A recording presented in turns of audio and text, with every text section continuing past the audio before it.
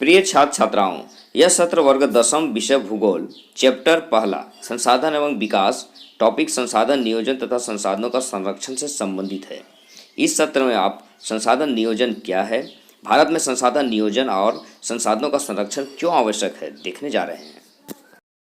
सबसे पहले जानते हैं आज के इस सत्र का उद्देश्य। पहला उद्देश्य संसाधन नियोजन की आवश्यकता को समझना। दूसरा उद्देश्य भारत में संसाधन नियोजन की महत्ता को जानना। तीसरा उद्देश्य संसाधनों के संरक्षण के महत्व को छात्र छात्राओं के बीच समझ विकसित करना। संसाधन नियोजन संसाधनों का विवेकपूर्ण उपयोग हेतु संसाधनों का नियोजन एक सर्वमान्य नीति है। विश्व में संसाधनों का वितरण असमान रूप से बिखरा हुआ है। कुछ ऐसे क्षेत्र हैं जहां संसाधन प्रचुर मात्रा में पाए जाते हैं, परंतु बहुत सारे ऐसे भी क्षेत्र हैं जहां संसाधनों का अभाव है। यदि भारत की बात करें तो यहाँ भी संसाधनों का असमान वितरण है। झारखंड, छत्तीसगढ़, मध्य प्रदेश इत्यादि ऐसे प्रदेश हैं जहाँ खनिज संसाधन तो प्रचुर मात्रा में है, पर वहीं भूमि और जल संसाधन का अभाव है। वहीं राजस्थान में जहाँ पवन और सौर ऊर्जा की प्रचुर मात्रा है, वहीं जल संसाधन और भूमि संसाधन का अभाव है। उत्तर प्रदेश, बिहार, पंजाब, हरियाणा जैसे राज्यों में जहाँ भूमि संसाधन का विस्तार है, तो वहीं खनिज संसाधनों की कमी है। इस प्रकार भारत सहित विश्व में संसाधनों का वितरण असमान है। अतः संसाधनों के बेहतर उपयोग के लिए संसाधन नियोजन आवश्यक है।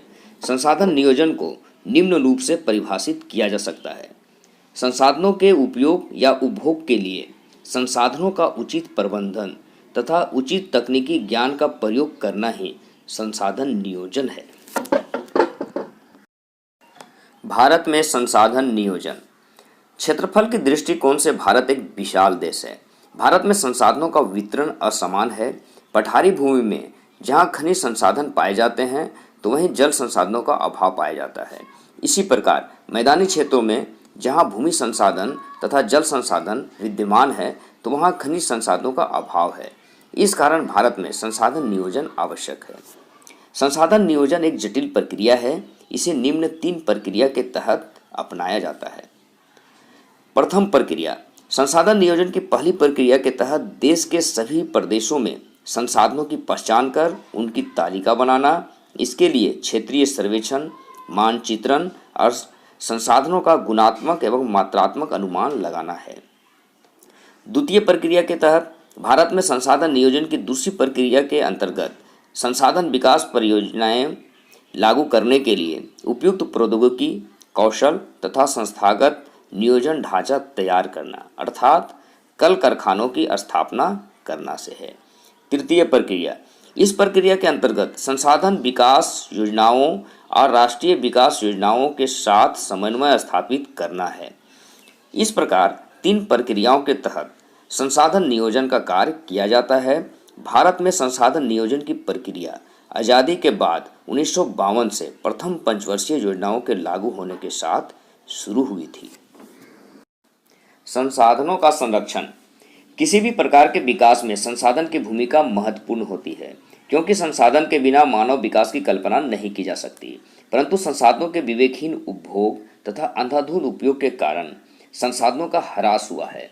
साथ ही कई प्रकार के सामाजिक, आर्थिक और पर्यावरणीय समस्याएं भी उत्पन्न हुई है, जैसे प्रदूषण, बाढ़, चक्रवात, ग्लोबल वार्मिंग तथा स्वास्थ्य संबंधी समस्याएं सामने आई है। साथ ही भारत में संसाधनों का वितरण भी असमान रूप से है तथा खनिज संसाधनों की मात्रा भी सीमित है, जो एक न एक दिन समाप्त हो जाएगी। झारखंड, छत्तीसगढ़, मध्य प्रदेश, उड़ीसा, कर्नाटक जैसे राज्यों में जहां खनिज संसाधन पाए जाते हैं, तो वहां जल संसाधन का अभाव है। उत्तर के मैदानी इलाकों में जहां भूमि और जल संसाधन पर्याप्त मात्रा में मौजूद है, तो इन क्षेत्रों में खनिज संसाधनों का अभाव पाया जाता है। इस प्रकार देखें तो भारत के हर एक प्रांत में कुछ संसाधन है तो कुछ संसाधनों का अभाव है। आज़ादी के बाद गांधी जी